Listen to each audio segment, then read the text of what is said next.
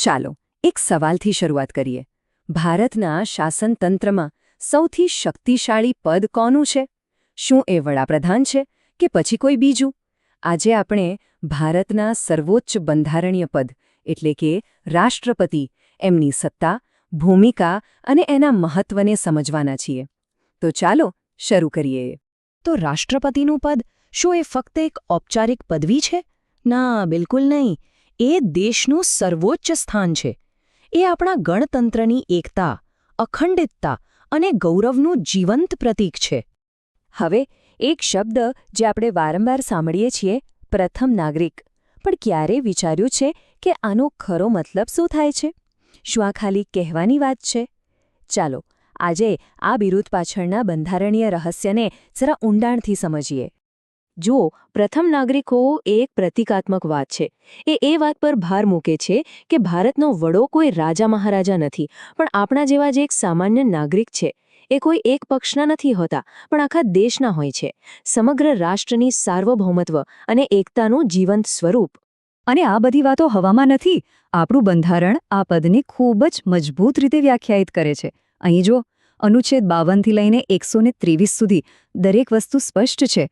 પદની સ્થાપના કેવી રીતે થશે, સત્તાઓ શું હશે, અને હા, જો જરૂર પડે તો એમને હટાવવાની પ્રક્રિયા પણ બધું જ લખેલું છે. આ જ તો લોકશાહીની ખરી સુંદરતા છે કે સત્તા સાથે જવાબદારી પણ જોડાયેલી છે. તો સવાલ એ થાય કે આટલા મોટા અને પ્રતિષ્ઠિત પદ સુધી પહોંચાય કેવી રીતે? કોણ બની શકે છે ભારતના રાષ્ટ્રપતિ?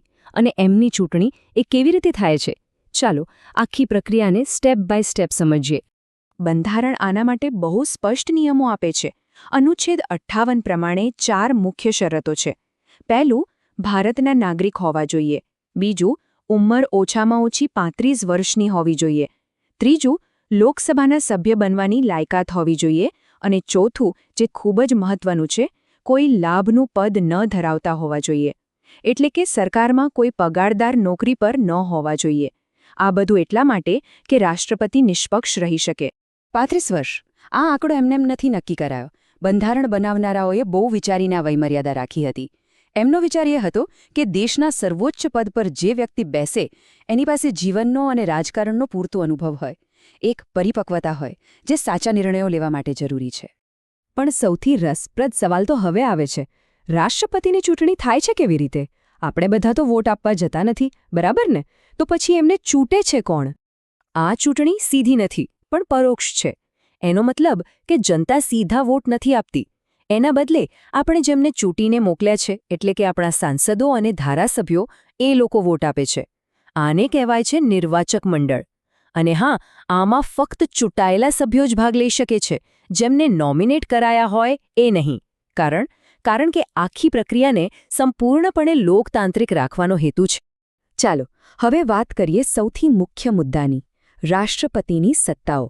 શું એ ખાલી રબર સ્ટેમ્પ છે, જેમ અમુક લોકો કહે છે, કે પછી એમની પાસે સાચે જ કોઈ શક્તિ છે? ચાલો એમની બંધારણીય સત્તાનો વ્યાપ જોઈએ. એમની સત્તાઓને મોટાભાગે આ 5 ભાગમાં વહેંચી શકાય છે: કારોબારી, ધારાકીય, લશ્કરી, ન્યાયિક અને કટોકટીની સત્તાઓ. આ ચાર્ટમાં સ્પષ્ટ દેખાય છે કે કારોબારી અને ધારાકીય સત્તાઓ એમની ભૂમિકાનો કેટલો મોટો હિસ્સો છે. આ જ બતાવે છે કે એમનું પદ માત્ર શોભાનું નથી, પણ શાસનમાં એમની ભૂમિકા ખૂબ જ સક્રિય છે. જરા વિચારો, દેશની દરેક મોટી નિમણૂક, વડાપ્રધાન, રાજ્યપાલ, સુપ્રીમ કોર્ટના જજ, આ બધાની નિમણૂક રાષ્ટ્રપતિ કરે છે. સંસદ જે પણ કાયદો બનાવે એ રાષ્ટ્રપતિની સહી વગર અધૂરો છે. એટલું જ નહીં, આપણી ત્રણેય સેનાના સુપ્રીમ કમાન્ડર પણ એ જ છે. અને જ્યારે સંસદ ના ચાલતી હોય ત્યારે જરૂર પડે વટહુકમ બહાર પાડીને કાયદો પણ બનાવી શકે છે. આ બધી સત્તાઓ નાની સૂની નથી. અને પછી આવે છે એમની સૌથી ગંભીર સત્તાઓ, કટોકટીની સત્તાઓ. જ્યારે દેશ પર કોઈ મોટું સંકટ આવે, જેમ કે યુદ્ધ, કે કોઈ રાજ્યનું શાસન પડી ભાંગે, અથવા તો દેશની આર્થિક સ્થિતિ ખૂબ જ ખરાબ થઈ જાય, ત્યારે રાષ્ટ્રપતિ કટોકટી જાહેર કરી શકે છે. આ શક્તિનો ઉપયોગ ખૂબ જ સાવચેતીથી કરવો પડે છે, કારણ કે તેનો હેતુ દેશને અસ્થિરતાથી બચાવવાનો છે. અનુચ્છેદ 72 આ રાષ્ટ્રપતિને એક અનોખી ન્યાયિક સત્તા આપે છે. એ કોઈ પણ ગુનેગારની સજા માફ કરી શકે છે, ઓછી કરી શકે છે અથવા બદલી શકે છે. ફાંસીની સજા પણ. આ સત્તાને દયાની અરજી પણ કહેવાય છે. એ ન્યાયતંત્રની ઉપર એક માનવીય પાસું ઉમેરે છે. પણ આટલી બધી સત્તાઓનો મતલબ એ નથી કે રાષ્ટ્રપતિ મનમાની કરી શકે. ના, બંધારણે સત્તાની સાથે જવાબદારી પણ નક્કી કરી છે. તો ચાલો હવે એ જોઈએ કે એ શપથ કેવી રીતે લે છે, અને જો એ પોતે જ બંધારણનો ભંગ કરે તો શું થાય? આખી પ્રક્રિયા બહુ સ્પષ્ટ છે. જ્યારે એ પદ સંભાળે ત્યારે ભારતના ચીફ જસ્ટિસ એમને શપથ લેવડાવે છે, બંધારણની રક્ષા કરવાના શપથ. અને જો કોઈ કારણસર એમને રાજીનામું આપવું હોય તો એ ઉપરાષ્ટ્રપતિને પોતાનું રાજીનામું સોંપે છે. અને હવે વાત કરીએ બંધારણના બ્રહ્માસ્ત્રની, મહાભિયોગ. જો રાષ્ટ્રપતિ પર બંધારણના ઉલ્લંઘનનો ગંભીર આરોપ લાગે તો સંસદ એમને આ પ્રક્રિયાથી હટાવી શકે છે. આ પ્રક્રિયા એટલી બધી કડક છે કે એનો ખોટો ઉપયોગ કરવો લગભગ અશક્ય છે. બંને ગૃહોમાં 2/3 બહુમતી જોઈએ. અને કદાચ એટલે જ આજ સુધી ભારતના ઇતિહાસમાં કોઈ પણ રાષ્ટ્રપતિ પર મહાભિયોગ ચલાવવાની જરૂર નથી પડી. આ આપણા લોકતંત્રની પરિપક્વતા દર્શાવે છે. ચાલો આ પદની ગરિમા વધારનારા કેટલાક ખાસ વ્યક્તિઓને યાદ કરીએ. દરેક રાષ્ટ્રપતિ પોતાના કાર્યકાળની એક અલગ છાપ છોડી જાય છે. આપણે એવા કેટલાક સીમાચિહ્નો પર નજર કરીએ. અને શરૂઆત કરવી જ પડે ભારતના પહેલા રાષ્ટ્રપતિ ડૉક્ટર રાજેન્દ્ર પ્રસાદથી. એ સૌથી લાંબો સમય આ પદ પર રહ્યા.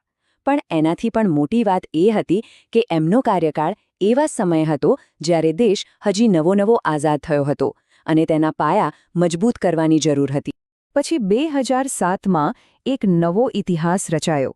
શ્રીમતી પ્રતિભા પાટીલ ભારતના પ્રથમ મહિલા રાષ્ટ્રપતિ બન્યા. આ માત્ર એક ઔપચારિક ઘટના નહોતી, પણ દેશની કરોડો દીકરીઓ અને મહિલાઓ માટે એક બહુ મોટી પ્રેરણા હતી. નીલમ સંજીવ રેડ્ડી. એમનું નામ રાજકારણમાં એક ખાસ સ્થાન ધરાવે છે. કેમ? કારણ કે એ એકમાત્ર એવા રાષ્ટ્રપતિ છે જે બિનહરીફ ચૂંટાયા હતા. મતલબ શાસક પક્ષ અને વિરોધ પક્ષ બધા જ એમના નામ પર સહેમત હતા. આવું રાજકારણમાં ભાગ્યે જ જોવા મળે છે. અને છેલ્લે આપણા વર્તમાન રાષ્ટ્રપતિ શ્રીમતી દ્રૌપદી મુર્મુ.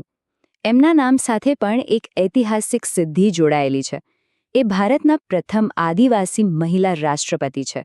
એમનું આ પદ પર હોવું એ વાતનો પુરાવો છે કે ભારતની લોકશાહી ખરેખર કેટલી સમાવેશી અને જીવંત છે. તો આ આખી ચર્ચા પછી એક સવાલ મનમાં રહી જાય છે. આ સર્વોચ્ચ પદ ભારતના બંધારણીય મૂલ્યોનું રક્ષણ ખરેખર કેવી રીતે કરે છે? શું રાષ્ટ્રપતિની ભૂમિકા ફક્ત પ્રતિકાત્મક છે કે પછી એ સાચા અર્થમાં આપણા લોકતંત્રના રખેવાળ છે? આના પર વિચારવા જેવું ખરું.